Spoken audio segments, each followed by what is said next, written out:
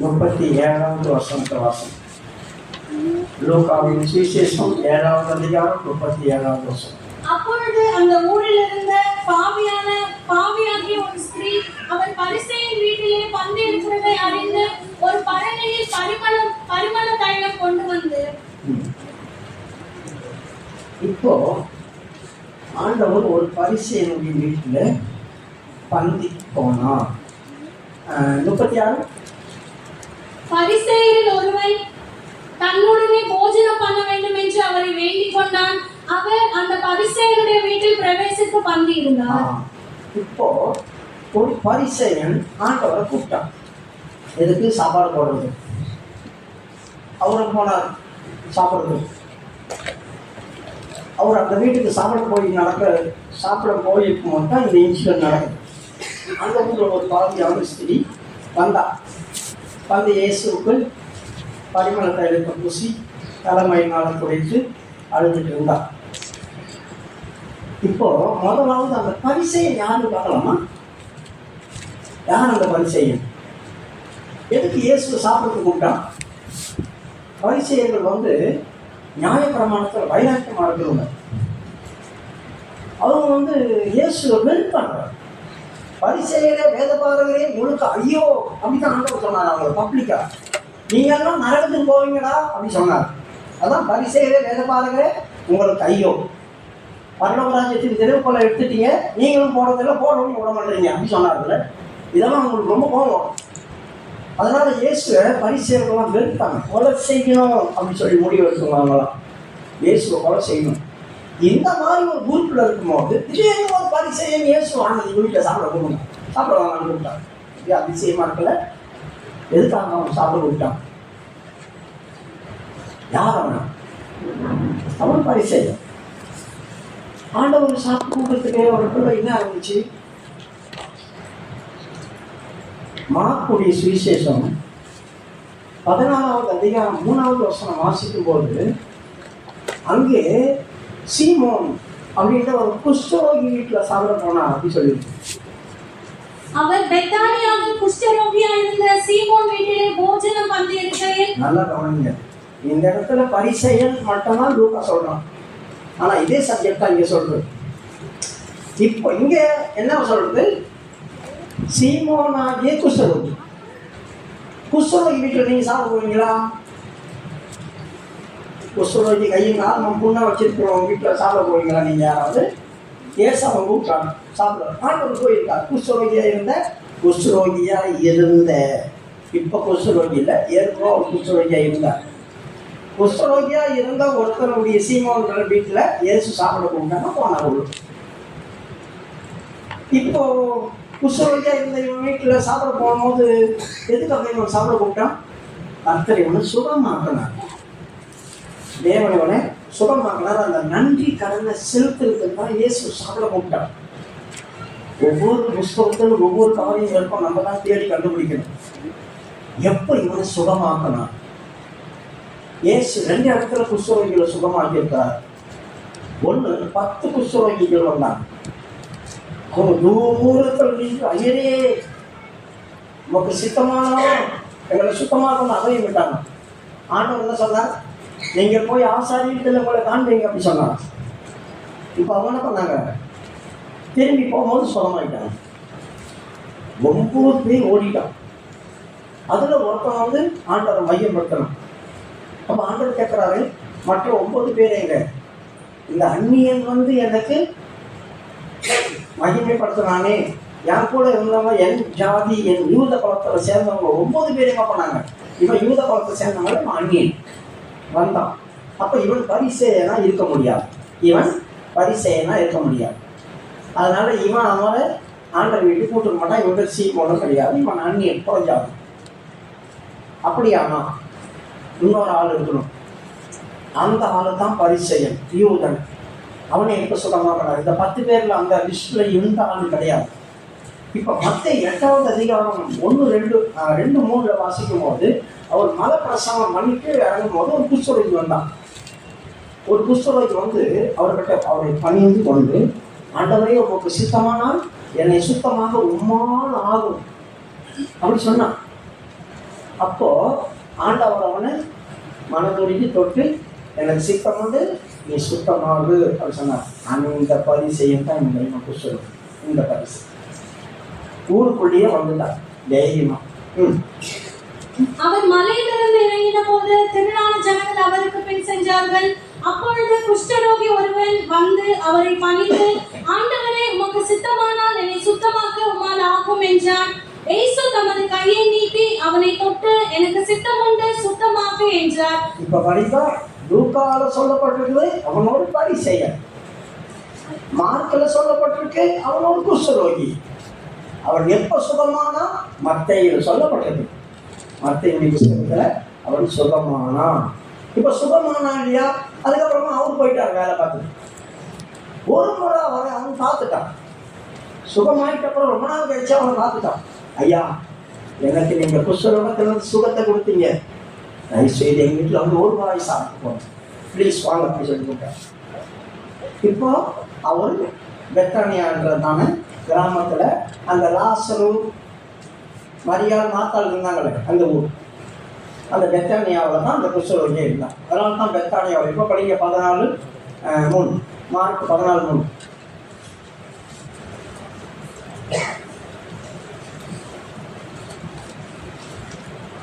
அவர் பெத்தானியாவில் குஷ்டரோகியாயிருந்த சீமோன் வீட்டிலே போஜனம் பண்ணியிருக்கையில் ஒரு ஸ்திரீ வெளியேறப்பட்ட நலங்கம் என்னும் உத்தம தைலம் உள்ள வெண்கலக்கல் பரணியை கொண்டு வந்து அதை உடைத்து அந்த தைலத்தை அவர் சிரசின் மேல் ஊற்றினார். அப்பொழுது சிலர் தங்களுக்குள்ளே விசனம் அடைந்து, இந்த தைலத்தை இப்படி வீணாய் செலவழிப்பதே, இதை 300 பணத்திற்கும் அதிகமாக கிரயத்திற்கு விற்று தரித்திரருக்கு கொடுக்கலாமே என்று சொல்லி சிலர் அப்படி சொல்லி இருக்குதுங்க. சிலர் விசனம் அடைந்து, அந்த சிலர்னு யாருன்னு பார்த்துடும். இப்போ ஒரு ஸ்திரீ வந்துட்டா இங்கே, அவள் தான் லூக்கால வந்தோம், ரெண்டும் ஒரே சப்ஜெக்ட் தானே. இப்போ இவங்க பெத்தானியாவில் இருந்தா. இப்போ நம்ம லூக்கால படிக்கும்போது அவர் ஒரு கிராமத்திலே பிரவேசித்த போது அந்த கிராமத்தில் இருந்த ஒரு ஸ்திரீ, பாவியான ஒரு ஸ்திரீ வந்தாள் அப்படின்னு சொல்லியிருக்கு இல்லையா? அவ யாருன்னு பார்த்துருவோமா? இப்போ இந்த சப்ஜெக்ட் மட்டும். அப்படியோ நீங்க யோவான் சுவிசேஷம் 12வது அதிகாரத்துக்கு வரும்போது பஸ்காவுக்கு 6 நாளைக்கு முன்பு அவர் பெத்தானியாவுக்கு வந்தார். அங்கே அவருக்கு ஒரு ராம் விருந்து பண்ணப்பட்டது. 12:3.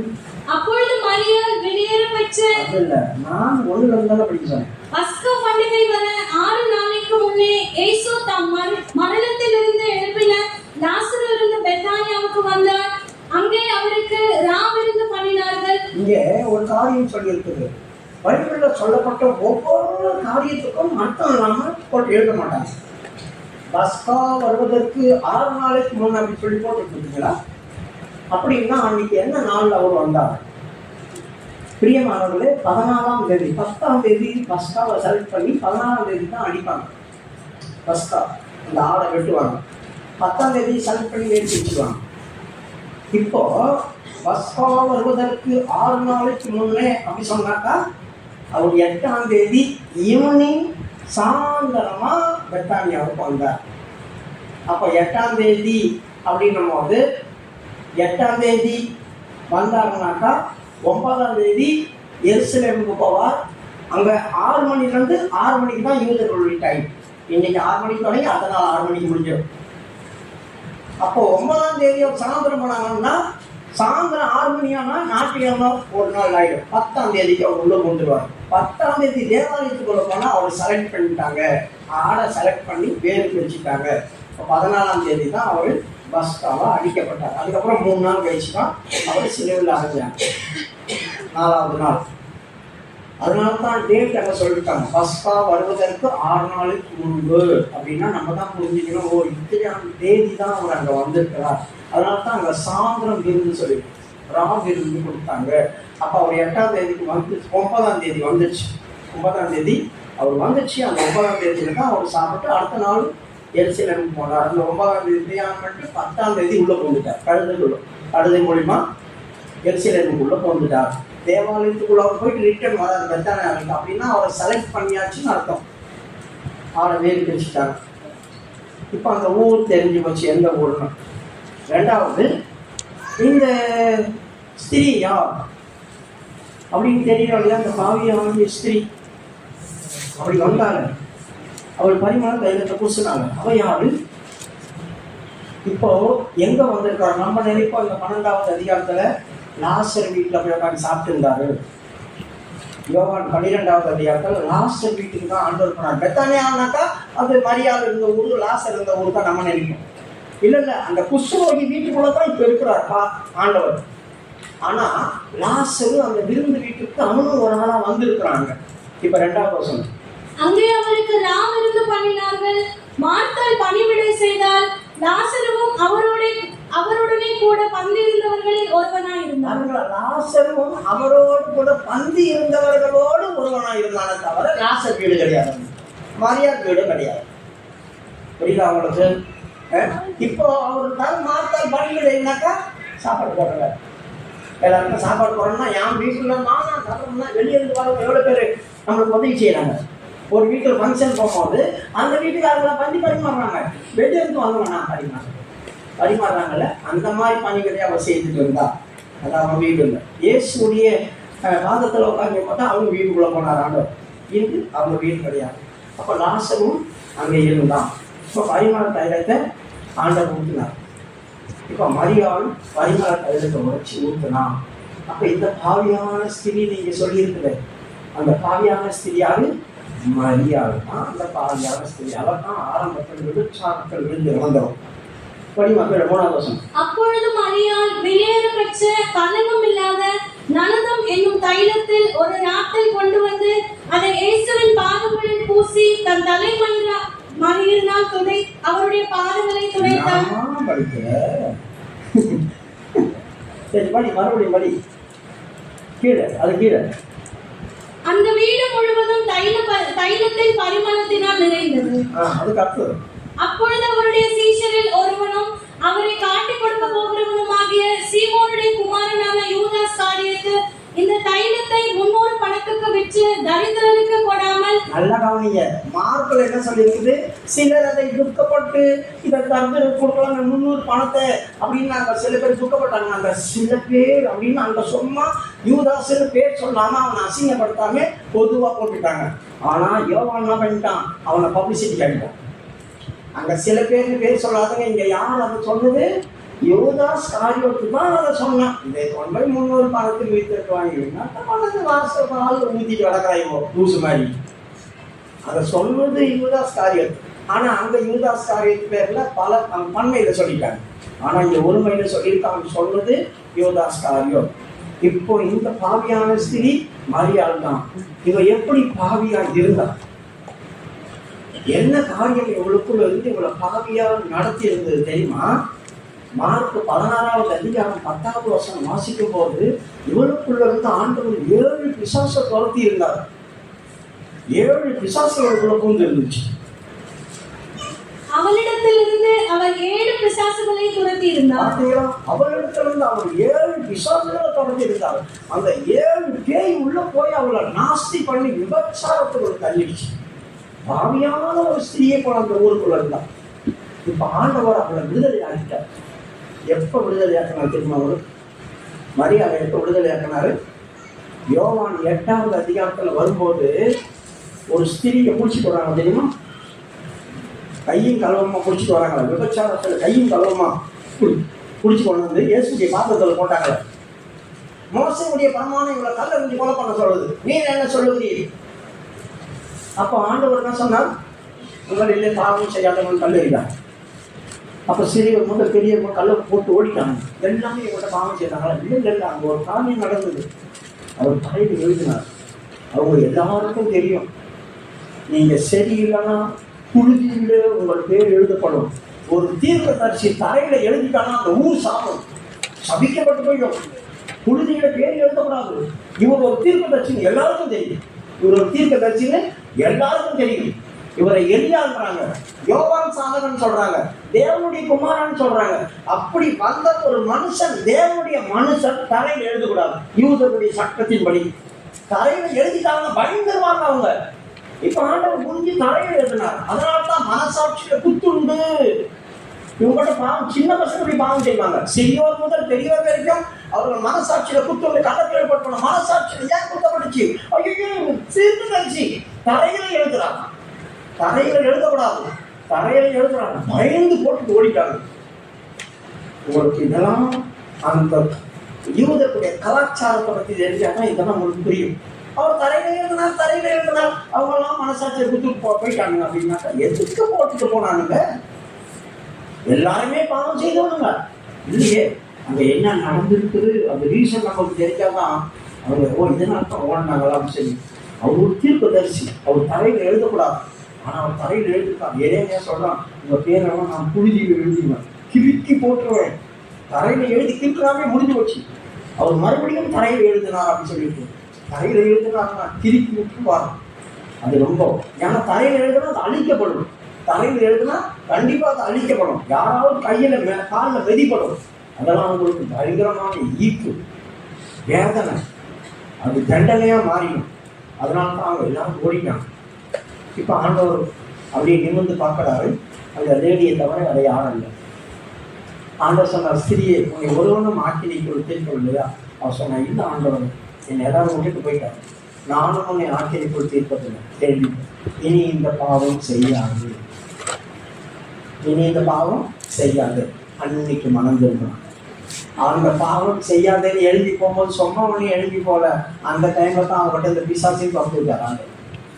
ஒரு சில வேதத்துல மறைஞ்சிருக்கும். இவள்கிட்ட இருந்து எப்ப பிசாசு ஒருத்தனாருன்னு எழுது பண்ணலையே, ஆனா இந்த இடத்துல மட்டும்தானே சொல்லியிருக்கு. இவகிட்ட இருந்து 7 பிசாசை கர்த்தர் துரத்தி இருந்தாங்க. அது எப்ப துரத்தினார்? எப்போ இயேசுகிட்ட இவ வந்தா, எப்ப பாதத்துல வந்து விழுந்தாலும் அன்னைக்கு அதெல்லாம் போச்சு. அன்னையில இருந்து அவன் மன திருமணம். இப்ப அவளுக்கு பாவத்திலிருந்து மன்னிப்பு கிடைச்சிருச்சு இல்லையா? அவளுக்கு ஒரே சந்தோஷம், அவளுக்கு ஒரே சந்தோஷம். எப்படா இயேசுவை பார்ப்போம், நன்றி கடன் செலுத்தணும் அப்படின்னு அவ காத்திருந்தா. அந்த நேரத்துல தான் அவங்க ஊருக்குள்ள இயேசு வந்தார். இப்ப அவ அதை கேள்விப்பட்டான். தைரியமா பரிமள கல் சுற்றி ஓடி அனுப்பிட்டான். எனக்கு ஆண்டவர் செய்ததுக்கு நான் பிரதிபலன் மறுபடியும் எதனா செய்யணும். இவனுக்கு குஷ்டரோகம் தீர்ந்துச்சுன்னு சொல்லி இவன் கூப்பிட்டு சாப்பாடு போடுறான். அவ பார்த்தா இவன் குஷ்டரோக நீக்கி வந்து கூப்பிட்டு சாப்பாடு போடுறான். அப்ப என் பாவத்தால நீக்கி பிசாசால குறைச்சிருக்காரு, நான் என்ன செய்யணுமே? அதனால அவளுக்கு வேறுபட்ட பரிமள கல் கொண்டு வந்துட்டான். அவனோட நான் சாப்பிட போகணும். வந்து பின்னால நின்று நான் எப்படி வாழ்ந்தேன், எப்படி இருந்தேன், என்னை எப்படி மாத்திட்டீங்க ஆண்டவரே, நீங்க இல்லைன்னா என் வாழ்க்கை என்ன இருக்கும்? அதுதான் அவள் பின்னாலும் நின்று கொண்டு அழுது கொண்டே இருந்தான். படிமா இப்ப லூக்கா 7வது அதிகாரம் 37வது வசனத்துல உண்டு. அப்பொழுது அந்த ஊரில் இருந்த பாவியாகிய ஒரு ஸ்திரீ அவர் பரிசேயன் வீட்டில் பந்திருக்கிறதை அறிந்து ஒரு பரணையில் பரிமள தைலம் கொண்டு வந்து அவருடைய பாதங்களின் அருகே பின்னாக நின்று அழுது கொண்டு அவருடைய பாதங்களின் அருகே பின்னாக நின்று கொண்டு அழுது கொண்டே இருந்தார். அதுக்கப்புறமா பரிமள தைலத்தை பூசினான். அந்த பாதத்தில் முத்தமிட்டா தன் தலைமையினால குறைத்தார். பிரியமானவர்களே, பந்தி சாப்பிட்டு இருக்காரு ஆண்டவர். சாப்பிட்டு இருக்கிற நேரத்தில் இவ பின்னால வந்து நின்றுக்கிறார். பின்னால நின்று இருக்கிறோம், எப்படி காலை பிடிச்சி கழுவ முடியும்? பாதம் முன்னால இருக்கு. பின்னால நின்று அழுகுறால இவன் எப்படி வந்து பாதத்தை தண்ணீர்னால கழுவி முத்தம் கொடுத்து தலைமுறையினால துடைக்க முடியும்? என்ன நடந்திருக்காங்க? கழுவுன்னு சொல்றாங்க, ஆனா பின்னால நின்று தானே இவ அழுதுட்டு இருந்தான்னு சொன்னாங்க. அப்ப முன்னால எப்படி கிரியை நடக்கும்? அப்ப யூதர்கள் எப்படி சாப்பிடுவாங்கன்னு தெரியும். நம்ம யூதர்கள் வீட்டில் ஒரு பந்தி கூப்பிடுறாங்க அப்படின்னாக்கா ஒருத்தர் 2 பேர்ல 10 பேர் போவாங்க, 5 பேர் போவாங்க. இயேசுக்குள்ள 12 பேர் இருந்தாங்க. அப்ப நாசரம் வரான். அந்த பந்தியில அவனும் ஒருவனா தான் இருந்தான். அப்ப யூதர்கள் என்ன பண்ணாங்க, ரவுண்டு பண்ணுவாங்க. முதல் ஒரு இடத்த ரவுண்டு பண்ணி அதுல இந்த ராஜாக்கள்லாம் ஒரு தலைமை வச்சிருப்பாங்க, முட்டையா. அந்த மாதிரி முட்டையா ரவுண்ட் பண்ணி வச்சிருப்பாங்க. அதுக்கு பெரிய ட்ரே இருக்கும். அந்த பெரிய ட்ரேல சாப்பாடு வந்து போட்டுவாங்க. தேவையானதெல்லாம் எல்லா பதார்த்தமும் அதுல இருக்கும். அவங்க என்ன தெரியும் பண்ணுவாங்க, பந்தியில உட்காந்து அந்த இதுல வச்சுக்கிட்டு வச்சுக்குவாங்க. பின்னால வச்சு அங்கே வச்சாங்க பேசிட்டே ஆளாங்க. அப்போ கார் எங்க இருக்கும்? பேக் சைட்ல இருக்கும். அப்போ இதை வச்சுக்கிட்டு இதை ஊனிட்டு எடுத்து சாப்பிடும். புரியுதாப்போ? அதனால தான் அவன் பின்னால் வந்து பாதத்தை கழுவ முடிஞ்சு. இல்லைன்னா நம்ம டேபிள் உட்காந்து சாப்பிட கூட நம்ம கண்ணு பாட்டிட்டு இருக்கணும். அப்போ ஏசுதான் தெரியுமே, இயேசுக்கு பின்னால சில கிரியைகள் நடக்குது. அவர் சாப்பிட்டு இருக்கிறார். முன்னால இருந்தான் பாருங்க, அவர் வீட்டுக்கு சாப்பிட கூப்பிட்டாங்க. ஒரு தீர்க்கதரிசி, பாவியான ஸ்திரீ, அழகி தெரிஞ்சிருக்காங்களா? இப்போ வந்து திடீர்னு பெரிய பசு இவரு இப்படி சொல்லிட்டு கிடக்கிறார். மனசுல நினைக்கிறது ஏன் ஆண்டவருக்கு புரிஞ்சிச்சு. ஒருத்தர் மூஞ்ச பார்க்கும்போது தெரியல, ஏசு பார்க்கணும். இப்போ இவரு மூஞ்ச ஏசு அவர் மூஞ்ச பார்க்கணும் அப்படின்னா எப்படி இருக்கும்? அவன் மனசுக்குள்ள நம்ம கூட திரும்ப தப்பா நினைக்கிறோம் ஊசி பையன். அதனாலதான் ஆண்டவர் சொல்றாரு, சீமானு நீ ஏன் இப்படி தெரிஞ்சுட்டு இருக்கிற? நான் உன் வீட்டுக்கு வந்தனே, நீ என் காலுக்கு தண்ணி ஊத்துனியா அப்படி கேட்டார். அவனுக்கு ஒரு கதையும் சொன்னார். இல்லவா, உனக்கு ஒரு ஸ்டோரி சொல்லட்டுமா அப்படி கேட்டார். சீமோனே அவர் சொல்லுங்க, உனக்கு ஒரு கதை சொல்றேன். சொல்லுங்க, கதை தானே அப்படின்னு சொன்னார். ஒருவர் 100 தாலந்து வாங்கினா, அப்புறம் ஒருத்தர் 1000 தாலந்து வாங்கினா, 2 பேருக்கும் கொடுத்த நகை இல்லை. இந்த எஜமான் 100 தாளத்தையும் மன்னிச்சாரு, 1000 தாளத்தையும் மன்னிச்சாரு. யார் அதிகமா அன்பு கூறுவாங்க அப்படின்னு சொல்லி கேட்டார். யாருக்கு அதிகமா மன்னிக்கப்பட்டதோ அவங்க தானேங்க ஞானமா பதில் சொல்றோம். இப்போ ஒரு ஆள் கிட்ட 100 ரூபாய் கடன் வாங்கியிருக்கீங்க. அவங்க சொல்லிட்டாங்க, சரிம்மா நான் கொடுக்காதீங்க, நீங்களும் வச்சுக்கணும், நீங்க ரொம்ப நன்றிங்க அப்படி சொல்லிட்டு போயிட்டீங்க. இன்னொரு ஆள் கிட்ட 1 லட்ச ரூபா கடன் வாங்கியிருக்கீங்க. 1 லட்ச ரூபாய் நீங்க கொடுப்பாங்க, நீங்க வச்சு போயுமா வச்சுமா சாமி அப்படின்னு அவங்களுக்கு தேங்க்ஸ் தான். ஆனா 1 லட்சம் வேணான்னு சொன்னா, சாமி நீங்க தெய்வங்க அப்படின்னு சொல்லிட்டு அப்போ முடிஞ்சிடாது. அவர் எங்கன்னா பார்த்தாக்கா, ஐயா நல்லா இருக்கீங்களா, இந்த 100 ரூபாய் மன்னிச்சாங்களா அவங்க தான் அப்படின்னு சொல்லிட்டு போயிடும். ஆனா இவங்க அப்படி இல்லை, 1 லட்சம் மன்னி கொடுத, நல்லா இருக்கீங்களா ஐயா சாமி நீங்க நல்லா இருக்கும் நம்ம சொல்லிட்டு போவான். எங்கெல்லாம் பார்க்குறானோ அங்கெல்லாம் அப்படி சொல்லுவான். காரணம் என்ன? 1 லட்சம் ரூபாய் மன்னிக்கப்பட்டது. அதனால தான் ஆண்டவர் சொல்றார், எவனுக்கு அதிகமாய் மன்னிக்கப்பட்டதோ அவன் அதிகமாய் அன்பு கூறுவான். நீ வந்து குஷ்டரோகியா இருந்தா அந்த குஷ்டரோகத்தை தீர்த்த, நீ சாப்பாடு மட்டும் தான் போடுற, எனக்கு அதெல்லாம் ஒரு 1000 ரூபாய் போல முடிஞ்சிடும். ஆனா இவன் 300 வெள்ளி பணம், ஒரு வெள்ளி பணம் 2 நாள் சம்பளம் தெரியுமா உங்களுக்கு? ஒரு வெள்ளி பணம் 2 நாள் சம்பளம். 30 வெள்ளிக்காசை வச்சு ஒரு குழவனுடைய நிலத்தை வாங்கிட்டாங்க. ஏசு கிறிஸ்து காட்டி கொடுக்கும்போது 30 வெள்ளிக்காசு தான். அந்த 30 வெள்ளிக்காசை வச்சு ஒரு குழவனுடைய நிலத்தை வாங்கிட்டாங்களே. 300 வெள்ளிக்காசுனா எவ்வளவு மதிப்பு பாருங்க, எவ்வளவு மதிப்பு கொண்டு ஊற்றிட்டு ஆண்டவருடைய பாதத்தை இவன் சோறு தான் போட்டான். அதனால தான் சொல்றாரு ஆண்டவன், எவனுக்கு அதிகமாக இவன் அதனால தான் அதிகமா. இவருடைய ஜீவித்துல பாவம் நிறைய இருந்துச்சு. நான் உன் வீட்டுக்கு வந்தனே, நீ என் காலுக்கு தண்ணி ஊத்தனியா கேட்டாரு ஆண்டவன். ஐயோ நீங்க வந்த அன்னின்ற மறந்துட்ட ஆண்டவரே, ஏன்னா தெரியாம வந்துருக்காங்க, பதற்றத்துல இருக்கும். அதை பண்ண இதை பண்ண அப்படி ஓடிட்டு உன் காலுக்கு தண்ணி ஊத்த மறந்துட்டான். ஏன்னா யூதர்கள் வீட்டுல வரும்போது இத்தனைக்கும் பிரமாணம் அறிஞ்சவன் பரிசெய்ய வரும், உங்களை காலை கழுவணும். எதுக்கு?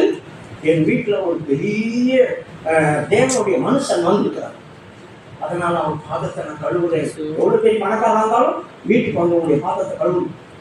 தேவனுடைய மனுஷனுடைய பாதம் கழுவுடைய எவ்வளோ கண்ணீர்னாலும் என் பாதத்தை இந்த நேரம் வரைக்கும் கழுவிட்டு நான் உன் வீட்டுக்குள்ள போந்தேன். என் தலைக்கு என்ன பூசணிய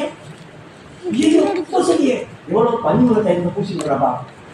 ஏன் தைலம் என்ன பூசணும்?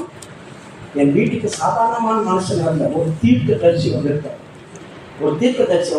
அதை எண்ணிதான் அவங்கள என்ன செய்யணும்? என்ன பூசணும். 2வது, நீ என்ன முத்தம் செய்யல. ஏன்னா வீட்டுக்கு வந்தவங்களுக்கு முத்தம் கொடுக்கணும். என்ன நம்ம வீட்டுக்கு வரவங்களுக்கெல்லாம் முத்தம் கொடுத்தா என்ன ஆகுது? யூதர்களுக்கு முத்தம் கொடுப்பாங்க, வீட்டுக்கு வந்தவங்களுக்கு முத்தம் கொடுக்கணும். நீ கொடுத்தியா கொடுக்கலையா மறந்துட்டேனே. இவன் பாரு ஓயாம முத்தம் கொடுத்து எப்படி இருக்கும் பாருங்க. எதுக்காக முத்தம் கொடுக்கணும் தெரியுமா? நான் அக்கிரமக்காரன் பாவி, கர்த்தருடைய கோபம் ஒரு நாள் பற்றி எரியும், நான் அதில் அழிஞ்சிருவேன். சங்கீதம் 2:13 படிங்க.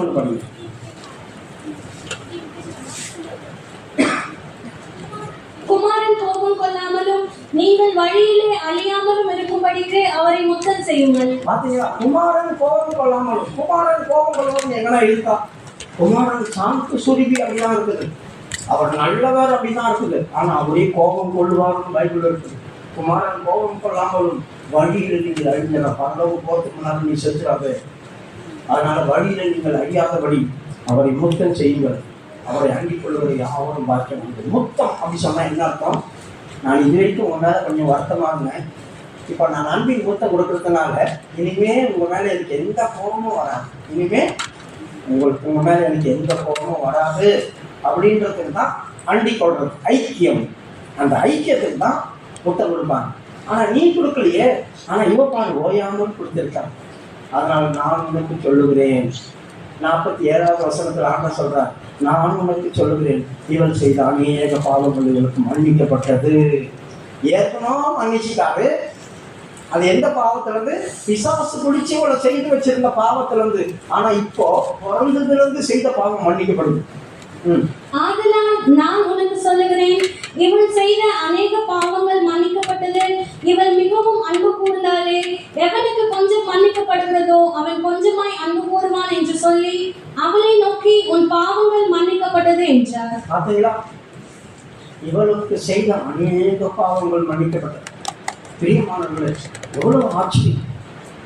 இயேசு கிறிஸ்துவின் பாதத்தில் வந்தது மாத்திரமல்ல, ஒப்பு கொடுத்த உடனே கர்த்தர் அவள் செய்த அநேக பாவங்களை இயேசுவை பார்த்தோன்னே இந்த உணர்வு வந்துச்சு. நான் சரியில்லாத ஒரு ஆளாச்சே, ஆண்டவரே நான் இப்படிப்பட்ட ஒரு ஆளாச்சேன்ற அந்த உணர்வு வந்துச்சு. பார்த்தீங்களா? அவள் அப்படியே மாற்றி விட்டுச்சு, சுபாவத்தை மாற்றிச்சு. நான் உமக்கு முன்பாக நிற்கத்தக்க ஆளா? நான் உமக்கு முன்பாக நிற்க முடியுமா? அதனால தான் பின்னாலே நின்னேன். உமக்கு முன்னால் வர கூட தகுதி இல்லை. 2 பேர் தேவாலயத்துக்கு போகும்போது ஒரு ஆள் என்ன பண்ணா, தூரத்தில் உட்காந்து வானத்தை கூட பார்க்க முடியாமல் அவன் தரையில பார்த்துட்டு மார்பில் அடிச்சுட்டு பாவியாகி எங்களுக்கு எவ்வளியாகிடும் சொல்லாம பார்த்தீங்களா? ஒருத்தன் நின்றுட்டு இருக்கான், அவன் என்னென்னமோ பேசிட்டு இருக்கான். இன்னொருத்தன் இங்க தரையை பார்த்துட்டு அடிச்சுட்டே இருக்கான். அவன் அல்ல, இவன் ஆண்ட நீதிமானாட்டம்.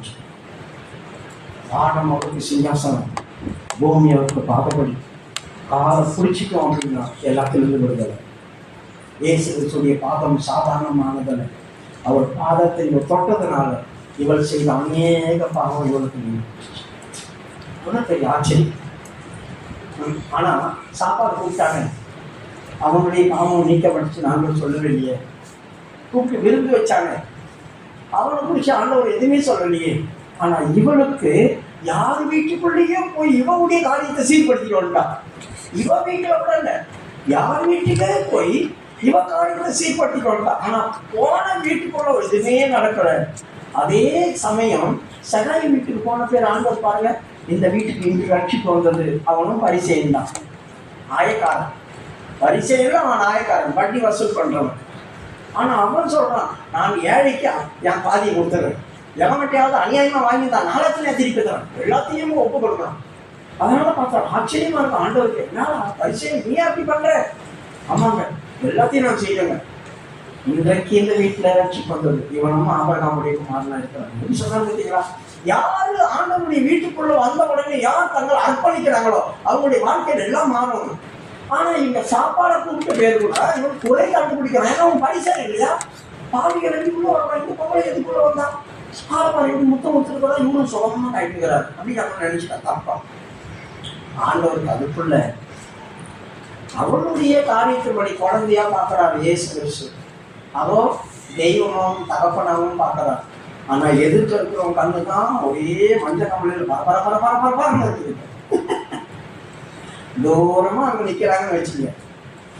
திடீர்னு கண்ணில் தூசி வந்துடுச்சு ஒருத்தர். இப்போ அங்க ஒரு அம்மா, உடனே நான் தூசி இருக்கிற கண்ணை காட்டுங்க, சூடு ஊதிடுச்சு. இங்க இருந்து பார்க்கறாரு ஒருத்தர், கண்ணு கூட சரியா தெரியாது, ஊதுந்து தெரியாது. எங்க வீடு முத்தம் கொடுத்துச்சு. நான் ஏன் சபையில் கண்டிப்பா கேட்டு குடிசை வரா போட்டுச்சாங்க, முத்தம் கொடுக்குறாங்க. நம்ம கணக்கு வேற மாதிரி போகும். அதான் இந்த பரிசை. அப்படி யாரும் இருக்கக்கூடாது. தவறான காரியங்கள் நம்முடைய மனசுல கூட வரக்கூடாது. நாம் இருக்கிறது பரிசுத்தமான இடம். தவறான சிந்தைகள் கூட நமக்கு வரக்கூடாது. யார்கிட்ட பேசினாலும் என்ன வந்திருப்போம். நான் எந்த சகோதரிகிட்ட யார் பேசினாலும் நான் கண்டுக்கவே மாட்டேன். ஏன்னா நான் அப்படிப்பட்ட குடும்பத்தில் வந்து வரல. நாங்கள்லாம் டீசெண்டாக சோசியலாக இருப்போம், எல்லாத்தையும் பேசுவோம். தவறான எண்ணங்கள் வராது. யாரும் தவறா அப்படி தவறாக இருந்தாலும் ஆண்டவர் பார்த்துக்குவார். அவங்க மனம் திரும்பினா அவங்க பரவம் போகிறாங்க, திரும்பலன்னா அவங்க நரகத்துக்கு போகிறாங்க. நான் போய் நடுவில் குறுக்கில் குச்சி விட்டுருக்கு, இப்படி பண்ணாத அப்படி பண்ணாத அப்படி பண்ணாதன்னு கலைக்கிட்டு நான் பண்ணான். எங்கேயாவது அவங்க வேணா பரவத்துக்கு போகாம பரவம் போயிடுவாங்களா?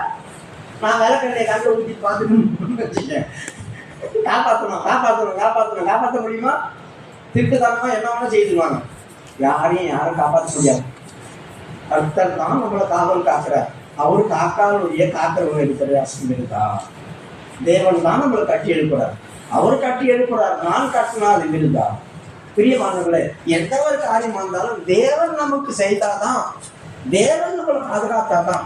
இல்லைன்னா என்னதான் நம்ம பாதுகாத்தாலும் ஒண்ண முடியாது. கர்த்தருடைய சமூகத்துல நான் மனந்திருந்தா பரவம் போயிடுவேன், நான் திரும்பலன்னா இல்லை. ஆனா ஆண்டவருடைய வீட்டில தான் இருக்கலாம். அப்போ அவங்களை யாரையும் நம்ம ஜட்ஜ்மெண்ட் பண்ணக்கூடாது. நம்மளுக்குள்ள அது வந்துடும். ரொம்ப ஜாக்கிரதையா இருக்கு. ஆகவே கர்த்தருடைய பாதத்தில் வந்த போது இவங்களுடைய வாழ்க்கையில சம்பவிச்சது என்ன? பாவத்திலிருந்து ரெண்டி சகல பாவத்தில் இருந்தோம் உனக்கு மன்னிக்கப்பட்டது. 50வது வருஷத்துல ஆண்டவர் சொல்றாரு, அவளை பார்த்து நீ எழுதி சமாதானத்தோடு போ அப்படி சொன்ன. லூக்கா 7:5.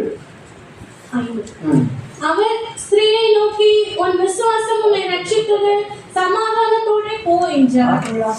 உன் விசுவாசமே ரட்சித்தது, நீ சமாதானத்தில் போ, இனி பாவமே வாழ்க்கையில் இல்லை. எல்லாத்தையும் ஆண்டவர் தெரிந்து பண்ணி சிறு வயதிலிருந்து அவள் வாழ்க்கையில் செய்த சகல பாவம் நீக்கப்பட்டுச்சு. பார்த்தீங்களா? இயேசு கிறிஸ்துடைய பாதத்தில் யாராவது வராங்க அப்படின்னு சொன்னா அவங்க எப்படிப்பட்ட ஆளாந்தாலும் பாவம் நீக்கப்படும்.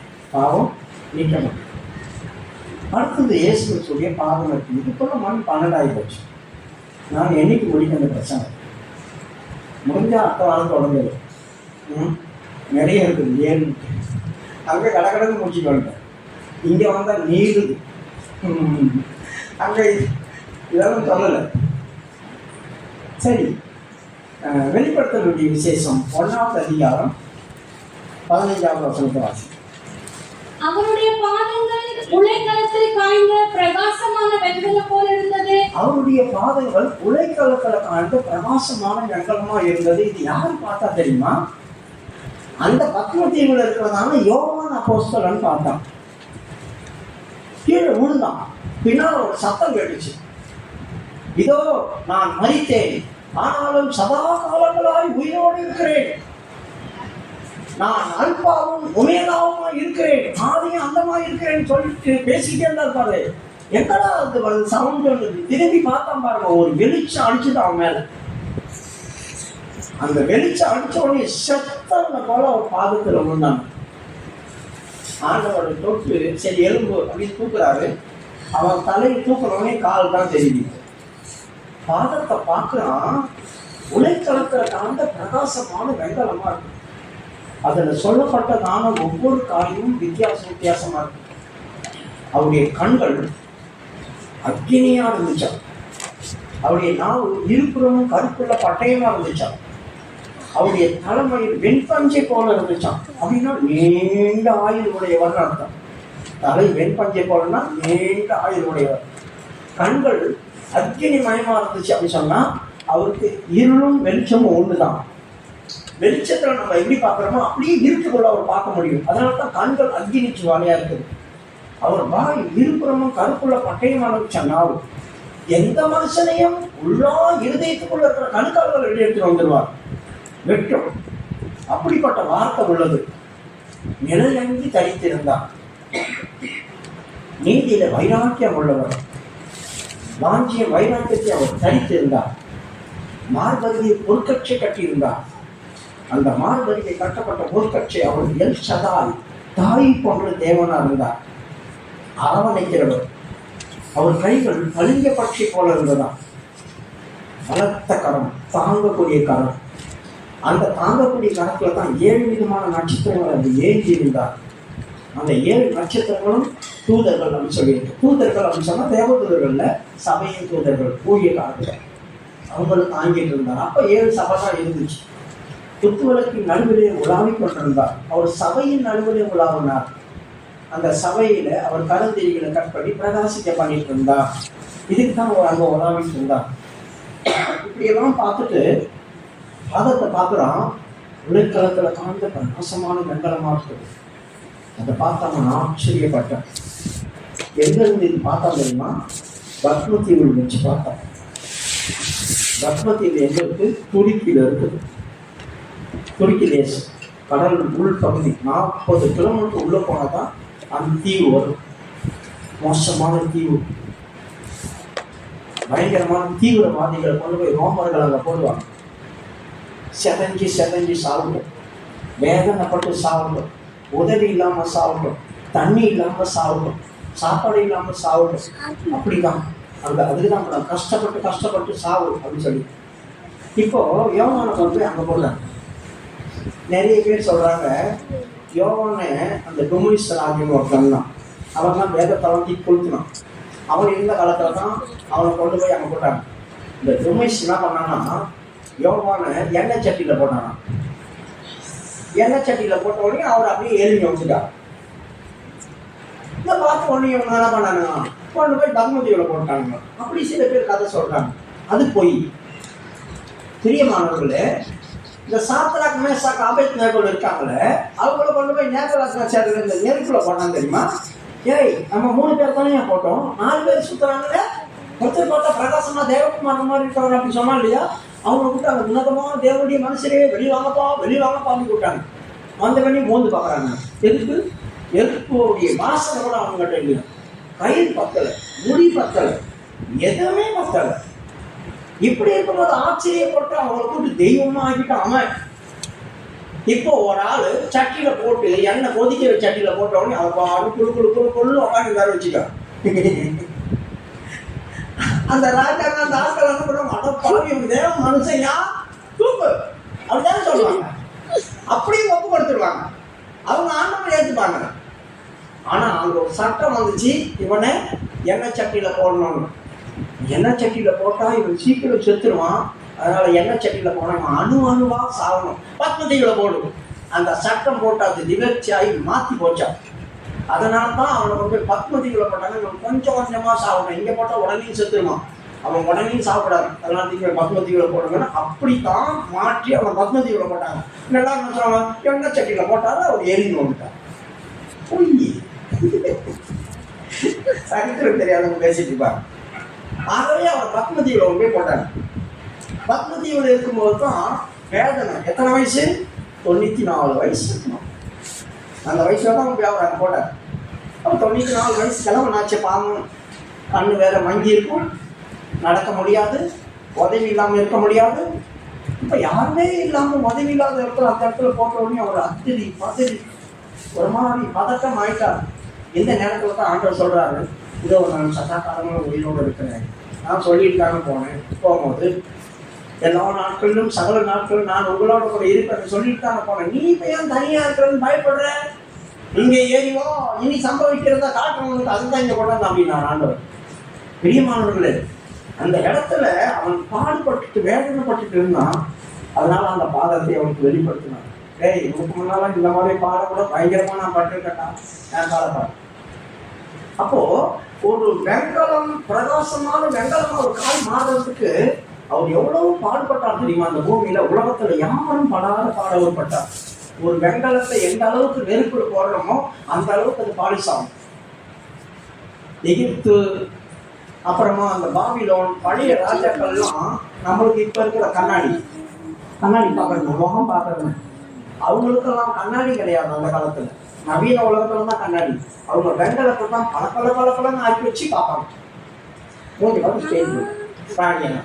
அதனால தான் அந்த யெசபெல் பாரு எது வரும்போது அவர் போய் என்ன பண்ணா, மூடி எடுத்து சிரியாச்சம் பண்ணிக்கிட்டு கண்ணில் மை எடுத்து எப்படி மை விட்டுருப்பா? கண்ணாடி பார்த்து தானே மை வச்சிருப்பா. அப்போ என்னத்தை கண்ணாடி பார்த்தாங்கன்னா வெங்கல கண்ணாடி, வெங்கலம். அதனால தான் அதை பழைய ஏற்பாட்டுல தர்ப்பணங்கள் அப்படின்னு சொல்றாங்க. ஸ்திரீகளுடைய தர்ப்பணங்கள். லேடிஸ் கண்ணாடி பார்க்குற அந்த தர்ப்பணங்கள் எல்லாம் வாங்கி அந்த வெங்கலத்தெல்லாம் வாங்கி வெங்கல தொட்டி செய்தாங்களாம். அப்போ இங்கிலீஷில் கண்ணாடின்னு சொல்லி இருக்கு இல்லையா? கண்ணாடியை வாங்கி எப்படி வெங்கல தொட்டி செய்ய முடியும்? கண்ணாடியில் இப்போ நம்ம முகம் பார்க்குற கண்ணாடியை போய் வெங்கல தொட்டி செய்ய முடியுமா? பைத்திய கண்ணாடி சொல்லி கேட்க மாட்டோம் நம்ம. வெங்கலம் இருந்தால் தான் வெங்கல தொட்டி செய்ய முடியும். அப்போ இவர்கள் ஸ்திரீகளுடைய தர்ப்பணங்கள் அப்படிதானே அந்த பைபிள் இருக்கும். ஸ்திரீகளுடைய தர்ப்பணங்கள். அப்போ ஸ்திரீகள் பார்த்ததான கண்ணாடி, அந்த கண்ணாடியை தான் பிடிக்கொண்டு வந்து வெங்கல தொட்டி. ஏன்னா இவங்க எகிப்துல இருந்து வெளியே வந்தாங்க இல்லையா, அங்க வரும்போது யூதர்களுடைய ஸ்திரீகள் அலங்காரம் பண்ணுவாங்க. அவங்க ஆம்பளைங்க இப்போ அலங்காரம் பண்ணது எவ்வளோ, அவங்களாம் மீசி இப்படிதான் பண்ணி உட்காந்துருக்காங்களா முடிச்சு விட்டு அவங்க மாட்டு மாதிரி ஆடுவாங்க. இப்போ லேடிஸ் தானே அலங்காரம் பண்ணுவாங்க. அதனால தான் அவங்ககிட்ட யாருடைய வெங்கலம் இல்லை.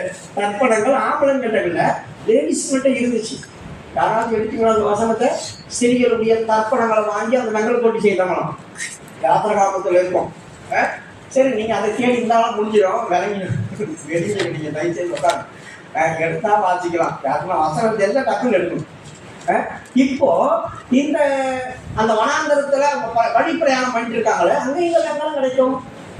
அவங்க வெங்காயம் பாலிசா இருக்கணுமே. அதனால அங்க இருந்த யூதர்களுடைய ஸ்திரீகள் கிட்ட இருந்து அவங்க அந்த வாங்கினாங்க, தர்ப்பணங்கள் வாங்கி வெங்கல தொட்டி செய்தாங்க. வாங்கி என்ன செய்தாங்க, வெங்கல தொட்டி செய்தாங்க. இப்போ அந்த வெங்கல தொட்டி செய்யறதுக்காக, அந்த கால் வெங்கலமா மாறதுக்காக எவ்வளவு பாடுகளுக்கு உபயோகிக்கணும். நெருப்புக்குள்ள அதிகமாக போனதுனால தான் அவர் பிரகாசமான வெண்கலமாய் மாறுச்சு. வெண்கலம் சொன்ன வேதத்துல கிருபை நிறைந்தது, இரண்டாவது உறுதியானது. நாம் எந்த அளவுக்கு பாடுகளுக்குள்ள போறோமோ அந்த அளவுக்கு உறுதியாக்கப்படுவோம். இந்த சத்தியத்துல உறுதியாக்கப்படுவோம். சத்தியத்துக்காக பாடுபடும், தெய்வத்துக்காக பாடுபடும், உங்களுக்காகவும் பாடுபடும், உங்க பிள்ளைகளுக்காக பாடுபடும். இந்த பாடுகள் ஒண்ணு உறுதியாக்கிட்டே நடுக்கம் வராது, தடுமாற்றம் வராது, தள்ளாட மாட்டோம். இந்த பாடுகளில் தான் நம்ம ஜெயம் எடுப்போம். பெரிய மாணவர்களே, யாக்கோபு 1:12 வாசிக்கும் போது அங்கே சொல்லியிருக்குது, எவன் பாடுபடுறானோ அவன் உத்தமன் என்று விலகின பின்பு இந்த பாடுகள் முடியும் போது உனக்கு ஒரு கிஃப்ட் வச்சிருக்கான். ஆண்டவர் நித்திய ஜீவனை கொடுப்பாங்க.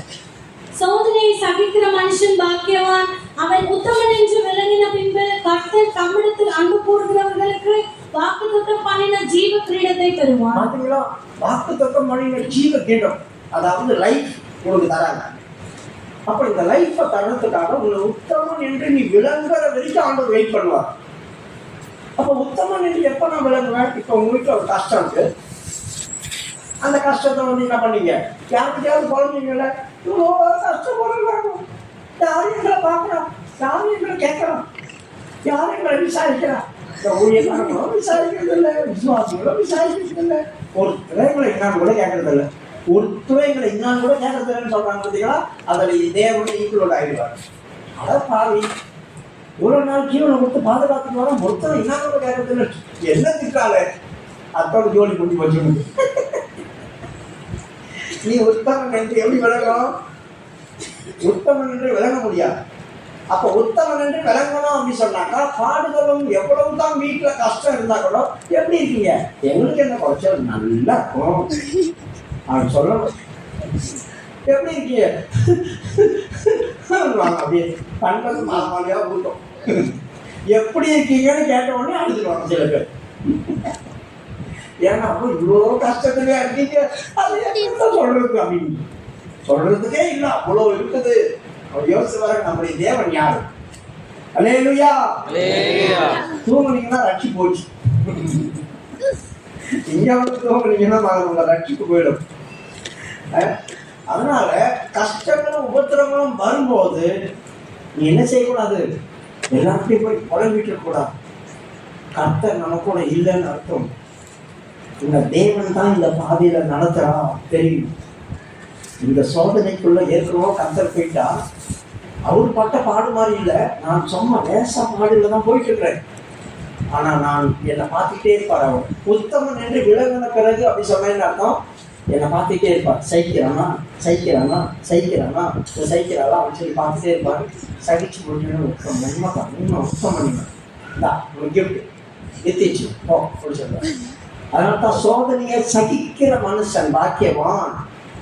பாக்கியவான் சொன்ன, எனக்கு இதுல தான் ஒரு பெரிய பாக்கியம் இருக்கு, இந்த பாதை இல்லைன்னா எனக்கு அங்க கிடையாது, அதனால எனக்கு கிடைச்சதே பெரிய பாக்கியம். சோதனையை சகிக்கிற மனுஷன் பாக்கியவான். சகிக்கிறோம்னா புலம்பிட்டே இருக்கும். சகிச்சா யாருக்கிட்டையும் பேச மாட்டோம், யாருக்கிட்டையும் சொல்ல மாட்டோம், எல்லாத்தையும் ஆண்டவர் சமூகத்தில் வச்சு ஜபிச்சு ஜபிச்சு ஜபிச்சு பல்ல கடிச்சிட்டு தாங்கு தாங்கு தாங்கு தாங்கு தாங்கிட்டே இருக்கும். உத்தமன் என்று விலகணக்கு யாருக்கும் கிடைக்காத ஜீவ கீதத்தை கர்த்தர் இருக்காங்க. மறுபடியும் படி யாக்கோபு 1:12. சோதனையை சகிக்கிற மனுஷன் பாக்கியவான், அவன் உத்தமன் என்று விளங்கின பின்பு கர்த்தர் தம்மிடத்தில் அன்பு கூறுகிறவர்களுக்கு வாக்குத்தத்தம் பண்ணின ஜீவ கிரீடத்தை பெறுவான். பாத்தீங்களா, அவருக்கு வாக்குத்தத்தம் பண்ணியிருக்கிறார். உங்களுக்கு ஜீவனை தர, நான் உங்களுக்கு ஜீவனை தரேன் அப்படின்னு சொல்லி வாக்கு பண்ணியிருக்கிறார். எங்க வச்சு வாக்கு பண்ணாரு? 1 யோவான் 2வது அதிகாரம் 23வது 25வது வசனத்துல நித்திய ஜீவன் அளிப்பேன் என்பதை அவன் நமக்கு செய்த வாக்குத்தத்தம் அப்படின்னு சொல்லியிருக்கு. 25 1 யோவான் 2வது அதிகாரம் 25வது வசனம். நித்திய ஜீவனை அளிப்பேன் என்பதை அவர் நமக்கு செய்த வாக்குத்தத்தம். நித்திய ஜீவன் அளிப்பேன் என்பதை அவர் நமக்கு செய்த வாக்குத்தத்தம். இந்த வாக்குத்தத்தத்தை சோதனைக்கு அப்புறமா தான் நம்மளுக்கு கொடுப்பார்கள். யோசிச்சு பாருங்க. அப்போ எந்த சோதனையா இருந்தா பரவாயில்லை, ஆண்டவரே நான் தாங்குவேன். ஆனா நீங்க ஆண்டவர்கிட்ட ஒண்ணு கேட்கணும், ஐயா என் சரீரத்துல தாங்க முடியாத அளவுக்கு சோதனை கொடுக்குறாரு, எனக்கு தாங்கக்கூடிய அளவுக்கு கொடுங்க, நான் பல்ல கட்சிக்கு எப்படியாவது இருந்தது. அதுக்காக நீங்க ஜெபம் பண்ணலாம். இப்ப நீங்க அப்படி ஜெபம் பண்ணா ஆண்டவர் வருவார், உங்களுக்கு வருவார், உதவி செய்ய. எபிரேயருடைய புஸ்தகம் 2வது அதிகாரம் 18வது வசனம். எபிரேயர் 2:18. ஆதலால் அவர் தாமே சோதிக்கப்பட்டு பாடுபட்டதினாலே அவர் சோதிக்கப்படுகிறவர்களுக்கு உதவி செய்ய வல்லவராய். அவர் தாமே சோதிக்கப்பட்டு பாடுபட்டதினாலே அவர் சோதிக்கப்படுறவர்களுக்கு உதவி செய்ய வல்லவராய். பார்த்தீங்களா, நீங்க சோதனை வரும்போது உங்களை அனாதையாக விட்டுட்டு போயிட மாட்டார். சோதனை வரும்போது உங்களை அனாதையாக விட்டுட்டு போயிட்டே இருக்க மாட்டார். அப்படி இருப்பார், அவர் உங்க கூட இருப்பார், உங்களுக்கு உதவி செய்வார்.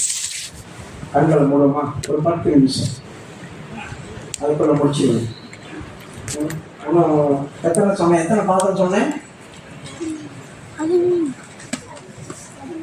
எத்தனை பாவம் இப்ப சொல்லி இருக்கிறேன்?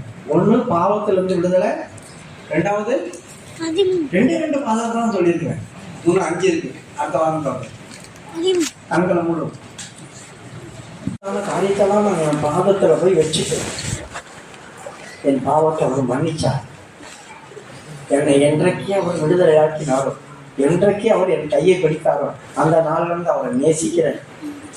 எனக்கு விலை போயிருந்த பொருள்னு ஒண்ணு கிடையாது. அது இருந்தா கூட இயேசுவின் பாதத்துல ஊற்றிடும்.